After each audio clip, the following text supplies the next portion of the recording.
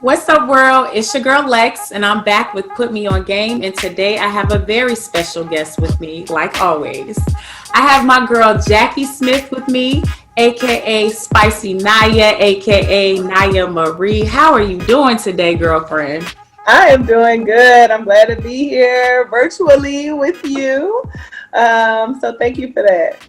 Thank you for joining me. Thank you for taking time out of your busy schedule because I know you wear many hats and you have a lot going on, but thank you for joining me. And Thank I want you to you. go ahead and tell everybody who Niyah Marie is, who Jackie Smith is. Tell us who you are, girl. So I'll start with Jackie and I'll work my way to Niyah Marie. Okay. Jackie Smith is my name. I tell people I'm just a regular girl. Graduated from Clark Atlanta University. I moved down here when I was 18 and been in Atlanta ever since. Loved Atlanta, just like fell in love, been here ever since. And I graduated from Clark. I have a degree in accounting. And so I was working for a long time and just kind of was looking for something to do, something to kind of develop my confidence and, like stay in shape, and was really just kind of trying to find myself in my early 20s. And I found pole dancing. And so I started taking pole dancing classes, met some amazing people, traveled literally all over the world taking pole dancing classes. And just the opportunity presented itself for me to start a pole dancing studio. And so I now own and operate a pole dancing studio in Gwinnett County, Georgia. It's about 30 minutes north of Atlanta. And it's called Spice Pole and Aerial Fitness. So Niyah Marie is my pole dancer alter ego. And truly, Niyah Marie is really like the girl Jackie wants to be all the time. Jackie's a little bit awkward. She's a little bit like kind of shy. But Niyah Marie is like, what we doing? Where we going? Like, she's fearless. And so I'm learning to fuse the two and be more Niyah Marie-esque in my Jackie life. But yeah, Niyah Marie is a pole dancer, pole dancer. She does all the things on the pole. She does lyra, she does silks. So yeah, that's really my confident, beautiful, do all the things alter ego. Okay, that's great to hear. So Jackie Smith is more like your girl next door, and Niyah Marie is her alter ego. Okay, I like that. I Oh like that. yes, So yes. tell me a little bit more about Jackie Smith. Like, where are you from, and how did you grow up? Tell me about that. So oh my gosh, I grew up all over. So I was born in Denver, and I'm not a military. People always ask me like, is your family military? No, we just moved a lot. So I was born in Denver. I went to elementary school up until like first grade in Denver, and then we moved to North Carolina. We lived in two different places in North Carolina, and I went to one, two, three, four, five different, maybe six. I might have to do the math on that. 5 or 6 different schools in a 4-year period of time. Wow. So I moved around a lot. I always tell people I went to 12 different schools before high school.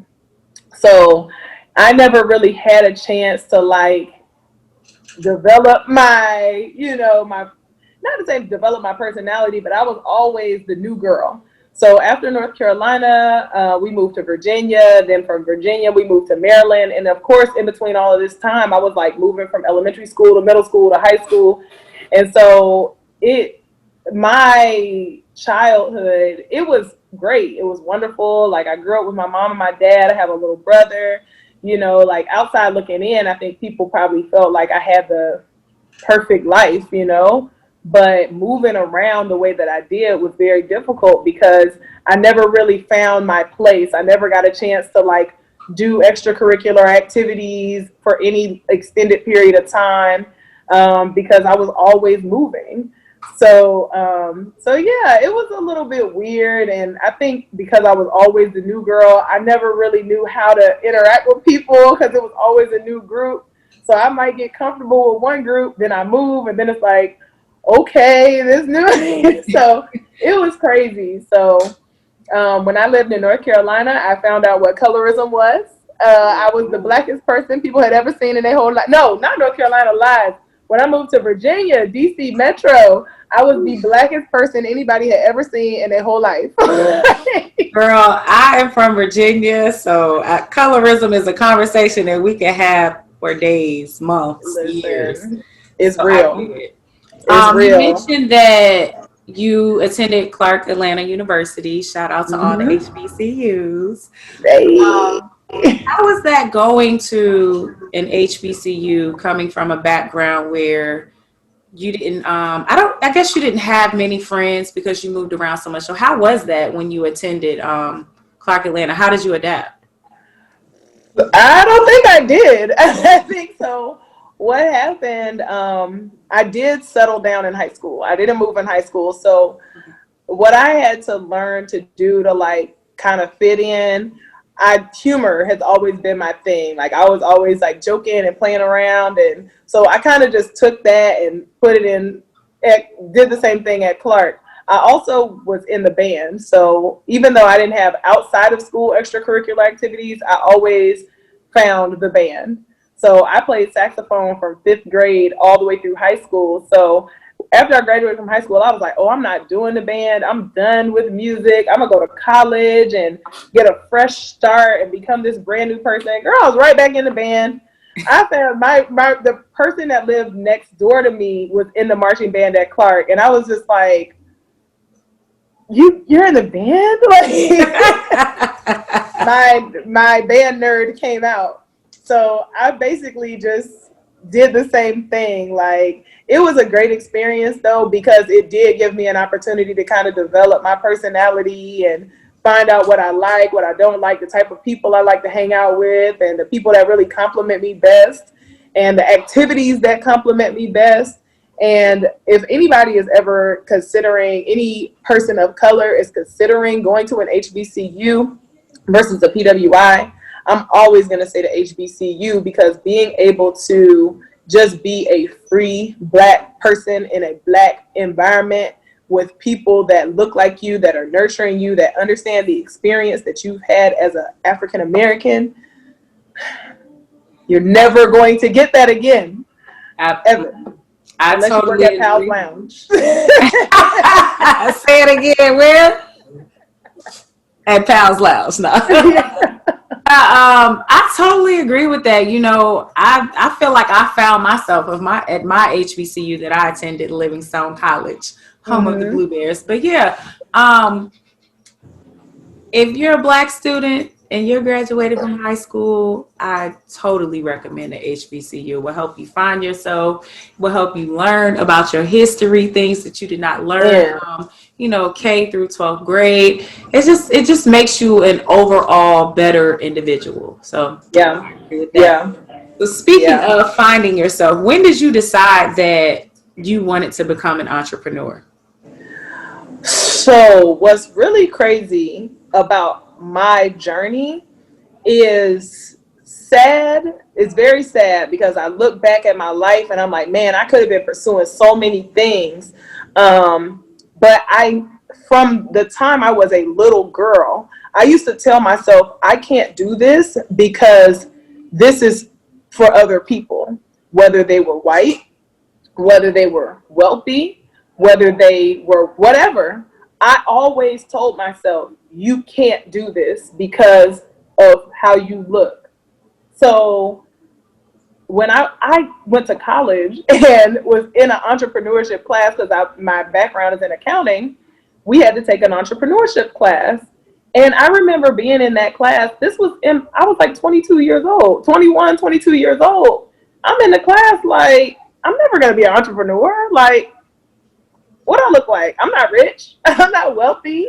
I don't come from some elite background. I'm not white. Like, how am I going to be an entrepreneur? Like, I'm in college. I'm going to get a degree. I'm going to work for the rest of my life and retire at 62 or 70 or whenever people retire and live my best life. That's what I'm going to do. I never thought about being an entrepreneur until after I graduated from college and actually had a job. And came out of college and had a pretty good job. I was working for the federal government, and I saw that those checks really don't, after taxes, those checks, for me. So I started out making $50,000 when I graduated. I was making 50,000, and I thought like, oh man, I'm about to be balling in these streets. I was not. I was Reality not hit. balling in the streets. I was on a budget. So yeah, I started like thinking about other ways, and working out has always been something that I love to do. I've always been very athletic, even though I never played sports, any organized sports. I've always been very athletic. I was the kid in school. I was like, oh, I love PE. I don't want to put on dresses. I want to run and jump and play.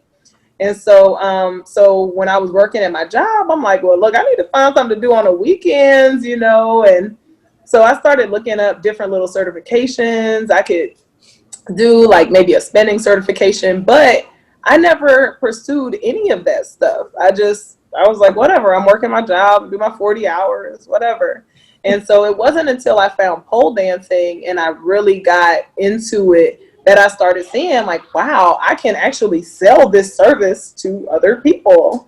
And I started out just doing private lessons, and from there it took off. Wow. So how long have you been an entrepreneur? So,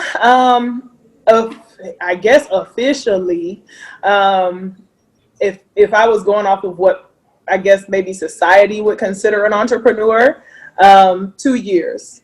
But I've been doing private lessons with pole dancing for about 3 or 4 years now. So even though I was working under someone, I was still like, if I met you and you said, "Girl, I want to learn some pole," I would, say, "Okay, well, here's my rate. You can come to the studio and I'll teach you, or you can come to my home and I'll teach you how to do some pole stuff." And so that is entrepreneurship. And I don't think people really understand, like, anytime you're making your own money and you're providing a service to someone and they're paying you for it, you're an entrepreneur. So I didn't think about it like that, but so I would say maybe like the past 4 years I've been an entrepreneur. Yeah, I think that's I guess a misconception that we have. We think that you can fit entrepreneurship into this box right here. And if it Mm-hmm. doesn't fit into this box, then it's not entrepreneurship. But there are many different types of entrepreneurship, and I love what you're doing. So tell me, you talked about your family a little bit. Tell me, how do your parents feel about you, you know, having a college degree in accounting, leaving a federal job, and not only becoming an entrepreneur, but becoming a pole fitness entrepreneur. So tell me how your parents feel about that. I think they probably have different answers for different people. So for me, they're like, "We're so proud of you. Yay. Da, da, da." But I don't think they tell everybody. Well, maybe they do. I don't know. But sometimes I'm like, I wonder how they really, really feel. I mean, they're always supportive, and like my mom, she does tell people. But like, I was at home recently for 4th of July, and my mom told one of my neighbors, like neighbor that watched me grow up, and was like, "Oh yeah, Jacqueline has a pole dancing studio," and like now I'm grown, and this guy's probably in his 50s, and so he was just kind of like, "Pole dancing. Oh," and so I kind of felt bad because I was like, dang, like, how does my mom or how does my dad feel when people react like that? And so they never make me feel bad about it or anything, but sometimes I do wonder how they really, really, truly feel. But from what they tell me, they're always happy, and so they're super supportive. And my dad is like, "Let me know when you need me to teach some classes." I'm like, "Sir, you ain't teaching no classes." No, you're not teaching classes. Uh, Bye. you. I think that's cool though. I come from I don't want to say a similar background, but I come from a background where both of my parents were in my life. Went to a HBCU, didn't have a federal job, but I had a state job, you know. Mm-hmm. And one day I was just like, I can't do this anymore. I'm out. And I left my job. And at first, not I think, my parents were a little skeptical about, you know, what I was doing. And especially my mom, because my mom works for the feds as well. But Mm-hmm. after a while, they were just like, you know what? You living your dream. You taking care of yourself. You ain't calling home asking for money. A roof over your head. You're living in Atlanta. Like, you're doing it. We're proud of you. So I love that your parents are like that. Then they're very supportive. I love that. And on another note, my dad is a Sunday school teacher and a deacon. And so I really am just like, you're cool with this? Okay, all right. I'll make sure I keep it clean for the church folks. But yeah. Good night, guys. Now, have you had anyone from his church? Hold on 1 second, Alexis. Oh, you got it? Problem. There you go. You said what now? Now, have you had anyone from your father's church take classes from you? Not that I know of. Not that I know of. You will be surprised though, the people that do come in and take classes. They're all in Maryland, so I'm not sure if anybody has made it to Atlanta, but I would not be surprised, honestly, because pole is for everybody. And like, it's crazy because people come in and they're like, I don't want to be seen. I don't want to be recorded. And I'm like, girl, you know, like, so what? We just here to have fun. It is 2020. Everybody wants to take pole dance. What did Meg say? She said 2020. I'm not gonna be arguing about twerking. What? So you feel like your past prepared you for becoming an entrepreneur? Definitely. Yeah, it definitely did because look, everybody's leaving. Bye guys. No, it definitely did because for me, I really struggled with insecurity. I had very low self-esteem. My self-confidence was like the because I just never thought that I really I never thought much of myself other than go to school, go to work, get a job. Like that was it. So this now is what I do every day is pour into people and tell them you're beautiful.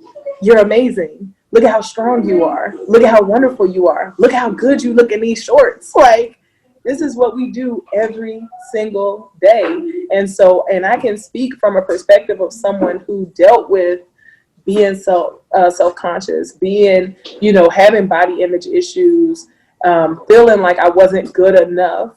And so when women come in here and they're like, I'm not good enough, I'm like, first of all, don't say that, period. Like, we don't do that here. We don't do negative self-talk. And it's crazy because it especially for women, I don't see this enough in guys. And I feel like guys should do more of this.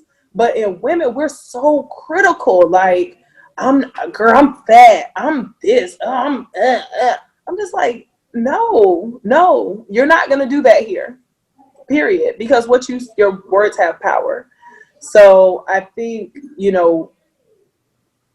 knowing that I'm literally the same person I was 10 years ago. I mean, of course I have more experiences, but nothing has changed about me. I'm still the same little brown girl. Nothing's changed. My status in society has not changed. So what changed was my mindset. What changed was the words that I say to myself. What changed was the people that are around me. My community changed. My circle changed. So yeah, I definitely think my background had a lot to do with where I am today. Because I remember growing up, like I said, people talking about me being black certainly was not the standard of beauty. And then also my parents didn't play that. Like, I kind of blossomed a little bit early. So I was in sweatpants and like baggy clothes. You know, I was not cute growing up, period. Like all these kids now, they so cute. They got hair and nails. I know I was not cute. So I definitely was not getting attention from boys. Um, yeah, I was like the nerdy kid reading Harry Potter in high school, like walking down the hallway reading Harry Potter. So Well, you are definitely beautiful, and I know you were beautiful then, and you are gorgeous now. And I love the fact that what you're doing is not just a pole dance studio. It's not just somewhere where people come and learn how to twerk. You're actually building women up, not just on the outside, and getting them in shape. You're getting their inside in shape, and you're making them feel better. You're making them view themselves in a better light, and I love that. That's so dope. So yeah, keep doing yeah. what you're doing. Whenever people come here and they're just like, because this is not a traditional workout, and yeah, you can go to LA Fitness and spend $40 to go on a treadmill and lift the weights and all this other stuff. This is, to me, this is therapy. Like, I mean, I do other therapy too, but this is really like my place to heal your body. We're meant to move, and who's to say how you should move your body? Yeah. Who's to say what device you use to move your body? So, and then the community is so supportive. Like, we recently had a little bit of drama in the pole community, and everybody was like appalled. Like, what is happening right now? There's drama. Like, it's just such a positive, wonderful, supportive, inclusive community. And so, yeah, and this is really the community that I have here is the community that I wish everybody had. Like, I hate when I get around women and it's just like, look at her, so competitive and so nasty and talking down about other women. And I'm like, do you realize you talking about this other woman is you putting yourself down? Mm-hmm. Like, we can all win. We can all win. We can all support each other and be beautiful in our own ways. And so that's what we do. That's what the pole community is all about. And so, like I said, I change my circle as I change and meet new people, new wonderful, amazing people that are supportive and like positive and, doing their own things and bosses in their own ways. It it adds to me. It's Yeah. like we're all just energy, just adding to each other, and it's an amazing feeling. That's really good to hear. So have you had, if you had to choose one, what are some, or what's a challenge that you faced as a black woman, a black female entrepreneur? I think everybody probably deals with this, but I think the imposter syndrome is probably like very strong in me, and I don't know if that's just me, but I feel like growing up as a young black girl and never really seeing, and it's crazy because I'm 33 years old, but I remember watching TV as a child and only seeing very few people that look like me. Mm. Very, very few people that look like me. And most of the time it was in a certain role. So that representation was not there. So even to this day, I'm constantly having to tell myself, you can do this. You are capable of this. You deserve to be doing this. You're smart. Like, I literally have to do the scene from The Help. Like, you is smart. Like It's brilliant. all the time. Come on, affirmations. All the time, because I don't know if people realize this, but what you see on TV and what you see in the media, it really does get into your mind, and it programs you into a certain way of doing things. And so, and if you don't start telling yourself, like, I'm supposed to be here, I'm doing what I'm supposed to do, I'm great at this, I'm smart, I'm this, I'm that, it's hard. It's a hard road. It's a hard road. And and then also within our community, I don't think it depends. Some black people grew up with a lot of entrepreneurs in their family. I didn't. Most of my family, they work. You know, they work, they have good jobs, they retire, period.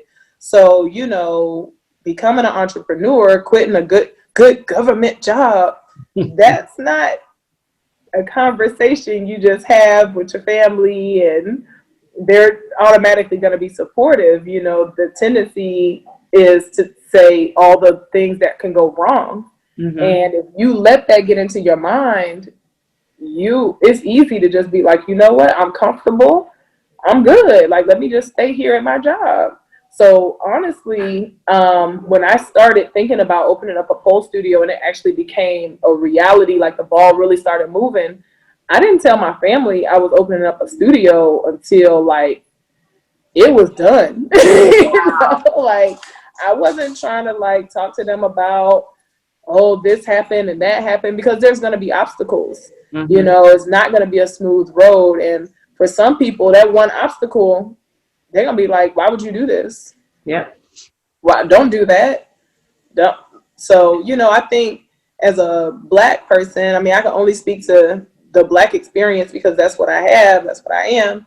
I know for sure I dealt with a lot of imposter syndrome and just feeling like I wasn't supposed to be doing this. I'm not supposed to be here.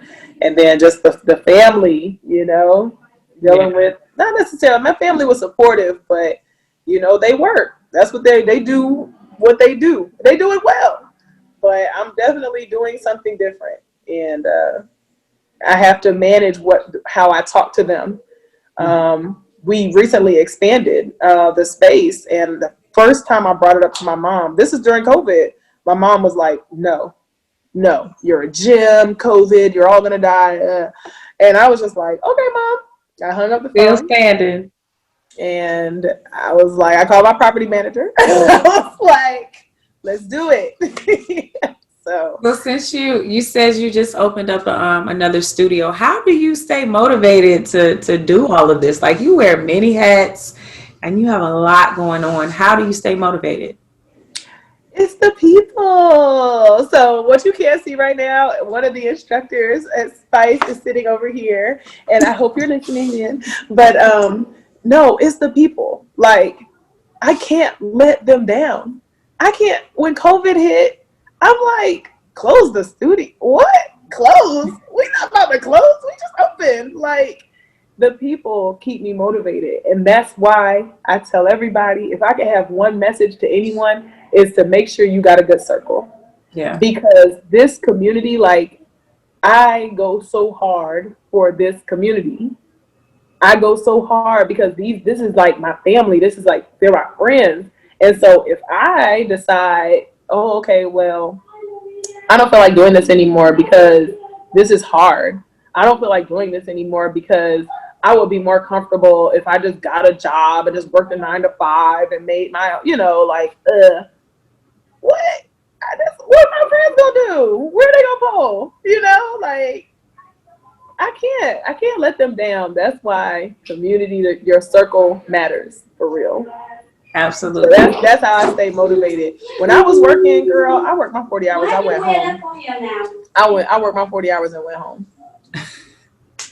Now Went, you're always at the studio. yes, I'll No be such 12 thing as hour, 40 hours. 14, 16-hour days. And Labor Day, I was up here working. I was up here from probably about 10 o'clock in the morning until easily 10 o'clock at night. Wow. Easy. You know, And I I do it, and I would do it every day. I would take a lot of naps, but I would do it every day, no question. I sure wish I'd have known you were there on Labor Day because I started to call you and say, Jackie, I'm coming. No. Listen, I live across the street, so Oh, I'm wow. always here-ish, Okay. always. So it's not a long drive. You're already there. It's But not. so you've told me a lot and you have a lot of insight. Looking back on your life with from what you know now, what would you tell your 15-year-old self? Man, you can literally do anything. It is crazy because they tell you can do anything you put your mind to. But I feel like nobody ever really tells you how to use your mind. So for me, and it again, I'm gonna always go back to your circle matters. one of our students here, when I first opened Spice, she told me about meditation. And I was kind of like, okay, girl, yeah, meditation. Okay, I'll try it. Sure, whatever. And I think I was so like willing to try anything to make this work. I was like, well, look at meditation to try. Why not? Best thing I've ever done in my life. Best thing. The affirmations, like really tapping into your subconscious mind and reprogramming your mind to do different things. The law of attraction, all of that.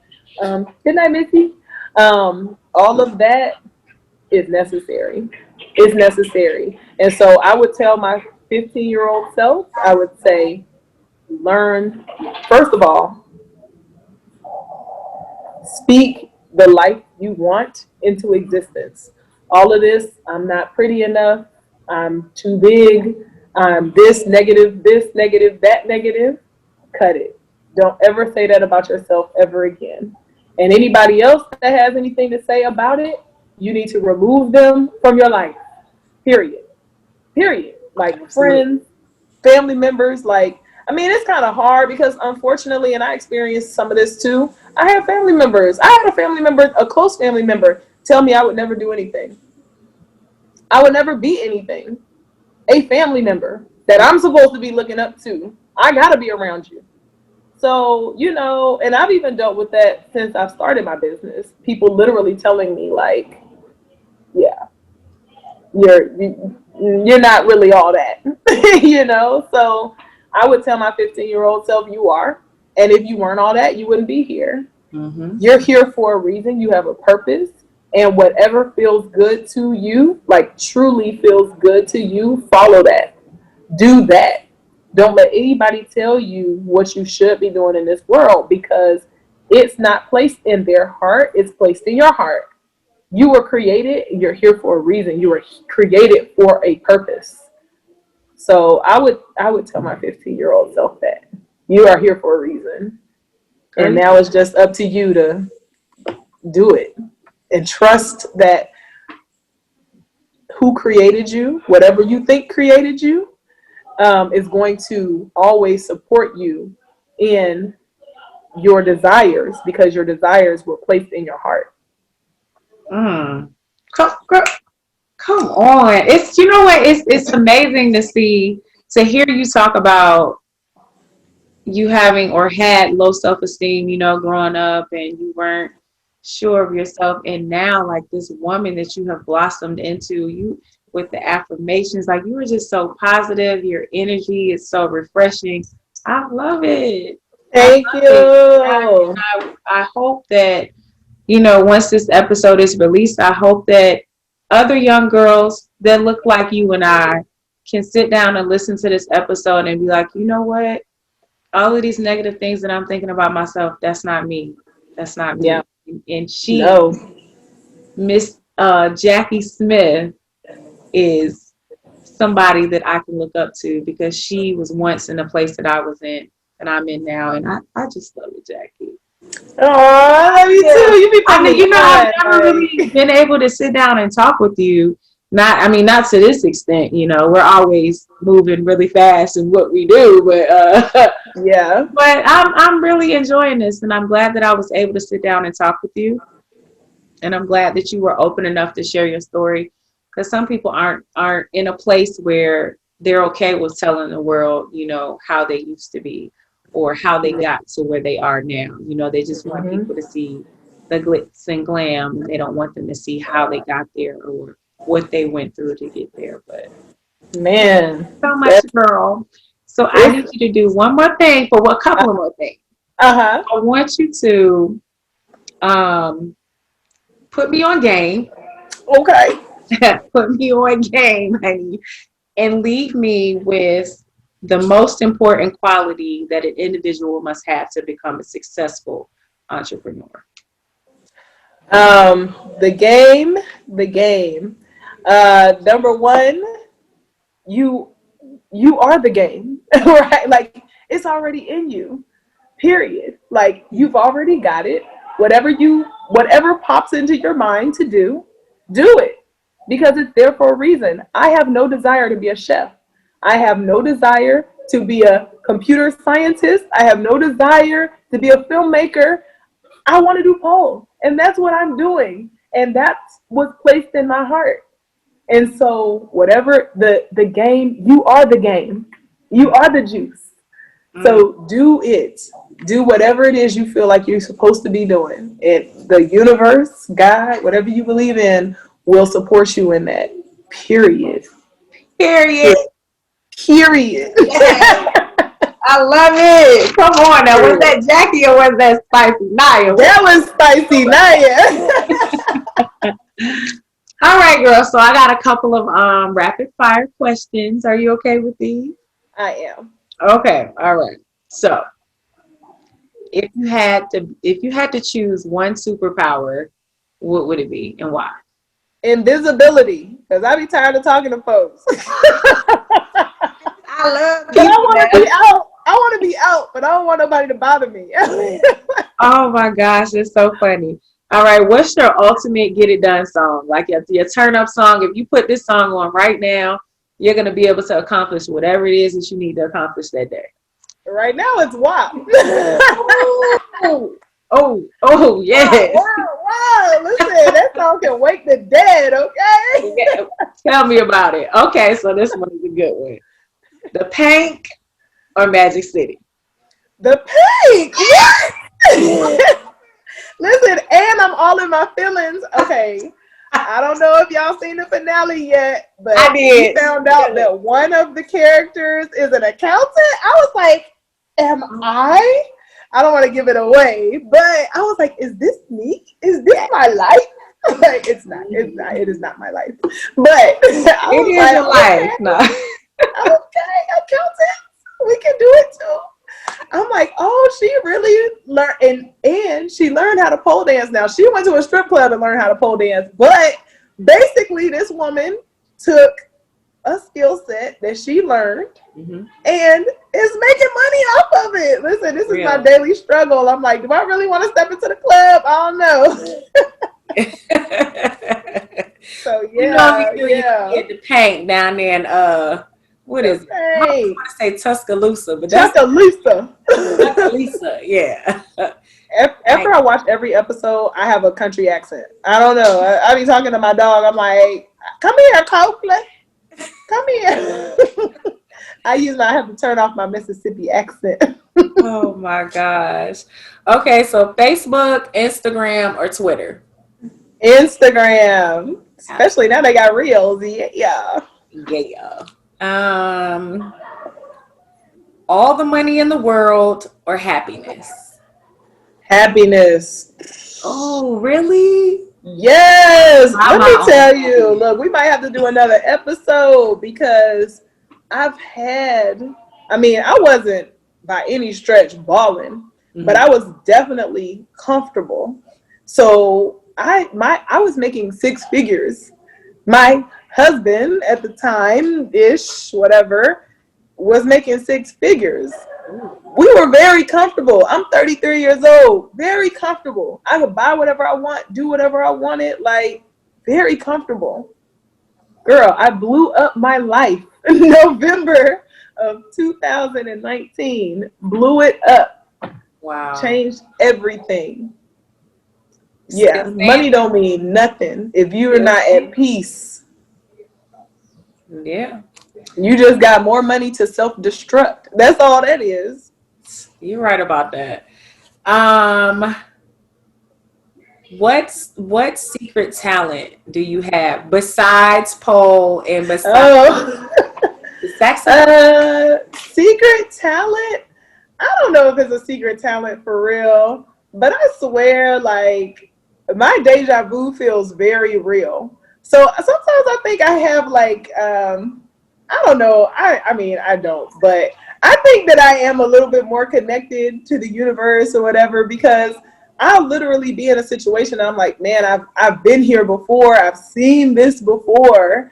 I don't remember where or what I was doing. I don't know if I dreamt it or what, but yeah, like I really do feel like sometimes in some situations I've been there and I've experienced it before. I don't know what that means. I can't do anything with that, but yeah.